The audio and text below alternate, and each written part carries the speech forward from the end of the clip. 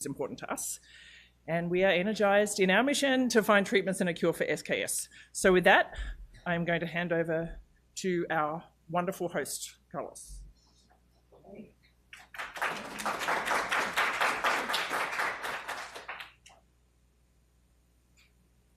Thank you. All right, so I'm going to introduce Annie Pappas. She's a medical student from the University of Cincinnati, and she's actually already doing research in Smith-Kingsmore syndrome, yeah? And and she's going to present some of her data today. And I'm Carlos Prada. I'm a physician, former faculty at Cincinnati, and now here at Lurie Children's and Northwestern. I always put this picture because when I Google my name, it comes out, yeah. And it's actually an ultimate fighter, and it's from Sweden, yeah. So different continent, yeah, from South America, no. But yeah, this is the guy you're meeting today. Yeah. Yeah. So I'd like to go back to history, and history for us in the Smith-Kingsmore syndrome started with a family, yeah. So this is Jack. And his parents, Kristen and Mike, yeah, and this is important because this is probably not things that you learn through med school, yeah, but things that actually happen on the job, yeah. And this is important because in our field there is a lot of rare diseases that don't have lots of information out there, yeah. And they came to our clinic. I had a clinic with Darcy Kruger, who is presenting today as well, yeah.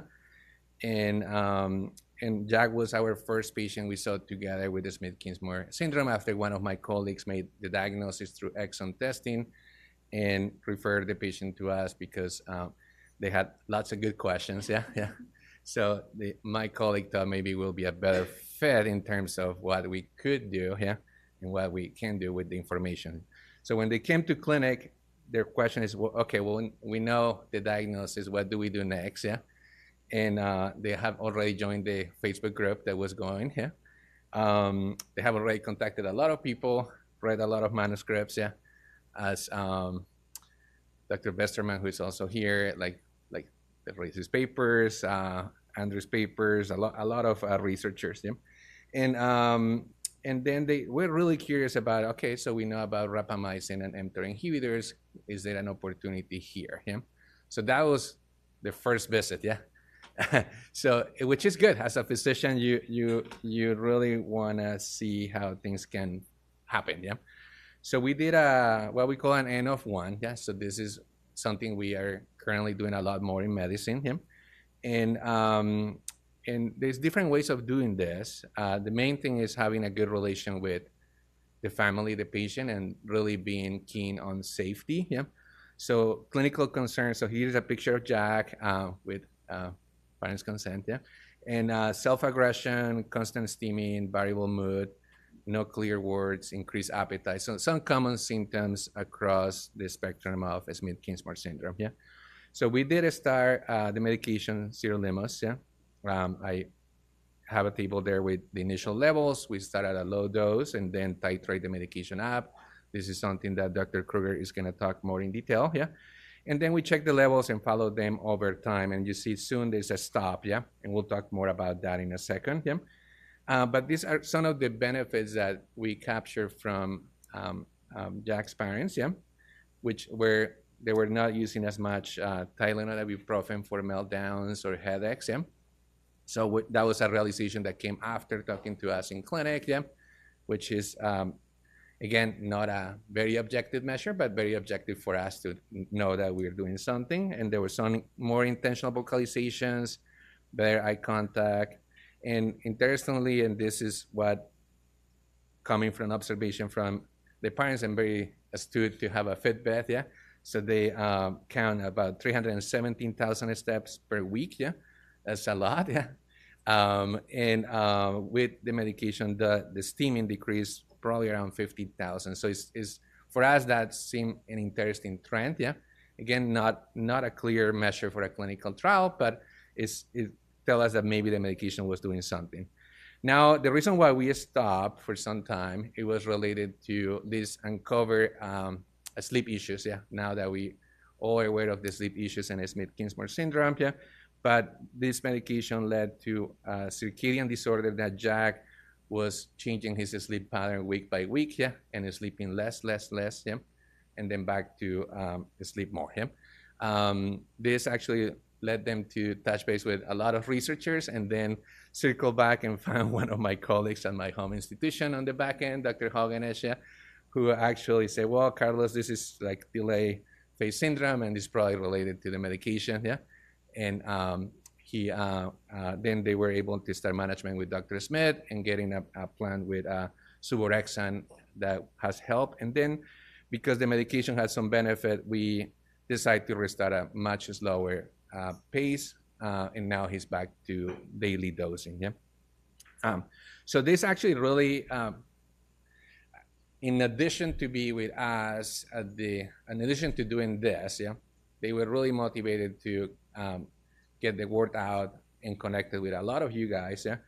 And thanks to the support from our institution, we were able to do their first Smith-Kingsmore syndrome family meeting. Yeah. So here's the picture from that meeting. I have the map from the countries that, or locations for participants. We have participants coming from South America, Europe, Asia, yeah, and the US, and which was a really good opportunity for us to learn more about Smith-Kingsmore syndrome and to actually set some goals as a group, yeah, and clinicians and researchers, yeah. And I'm very happy and very proud where the foundation is going. Yeah? So I think that's a huge gain from that initial get together. Yeah. Also, the grant that they received from the CCI that has actually made them grow a lot more. Yeah. Can't wait for what you guys accomplish. I put this as a reference, a good book if you have time. Yeah. Yeah. About how a team of rowers won the Olympic medals in 1936 against all odds, yeah. But this is a good analogy that sometimes we're all going in different directions, yeah.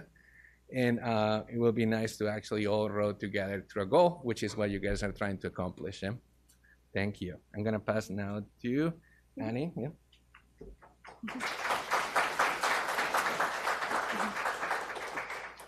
Hi, I'm Annie. As Dr. Prada said, I'm a med student, and I've been working with Dr. Prada and his team for the past few months to look at data that you all have given us, actually. So I know sometimes all these surveys can seem overwhelming to fill out all your information and your child's medical information, but we really appreciate it and appreciate that information so much. And so I'm just going to share a little snapshot of that data with you today, what we've learned from all of you. Oops. So this is just a little bit about the diagnostic journey.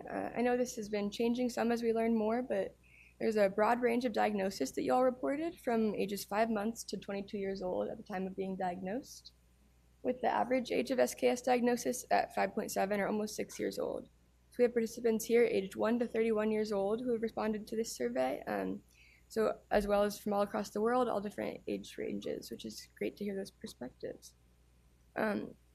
This is a little bit of information about who is currently receiving treatment and what treatment you all are currently receiving. Oh, I'm sorry.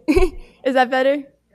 Okay, sorry. I'll just show this slide again. This is just showing about what age everyone was diagnosed, and I've been working with survey data from all of you to do a little bit onto just kind of summaries of who's experiencing similar things or different things in this, just a little snapshot.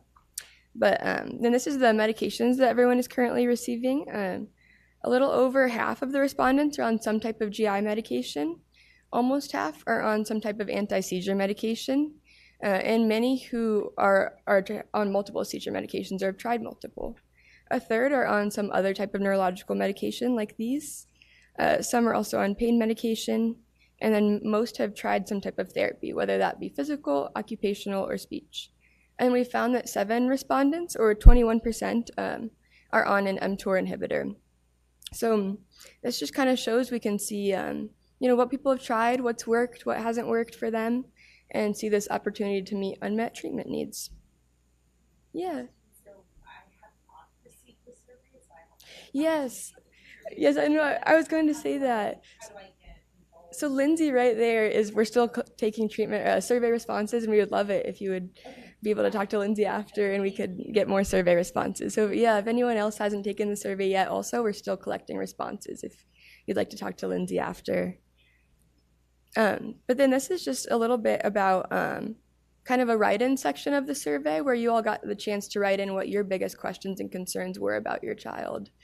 And this is not, there's no drop-down menu to choose, but we found that many people answered the same things and are worried about the same concerns and questions. So I just kind of summarized people's quotes about what they had questions about. And I'd say the top kind of question was mainly about uncertainty, just about unknowns, about future potential, medical concerns to watch out for with age, and just uncertainty was the most common theme I saw. And then a second question was about research and mTOR inhibitors, and people were also wondering about sleep. And then the next question was about anticonvulsant dosage and seizures. People were also wondering about the science of SKS, like the genetics, who has certain mutations. And so this conference is a great opportunity to get these questions answered and to share answers with each other, and just to really kind of address all shared and different concerns. And then this was similarly the biggest concern or the biggest issue in your child's life with your medical disease. So the top concern was communication or speech delay, with the second concern being learning or cognitive delay. And then sleep and seizure control were the next biggest concern.